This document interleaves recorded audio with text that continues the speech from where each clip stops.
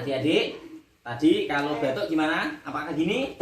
Enggak. Apakah seperti ini? Enggak. Karena kalau kalian habis bersin, Kalau ini kena. lihat setelah itu terus beriris minta ayam geprek, enak sekali habis dipakai. Nah ya, itu aja. Ya jadi maka ketika batuk pakai apa tadi? Siku atau bersin. Kan setelah itu Bu Riris minta geprek kan nggak mungkin makanya, nggak mungkin pasti makanya tetap pakai Tangan. meskipun tangan kiri juga. Wah ini kan untuk cebok pak ya, tapi tidak. Kalau batuk terus jangan pakai tangan kiri, nanti tiba-tiba kamu lupa pegang temenmu, kasihan temenmu kena ketularan virus ya. Sudah ya, ingat yuk coba contoh kalau batuk bagaimana? Kalau batuk kayak gimana?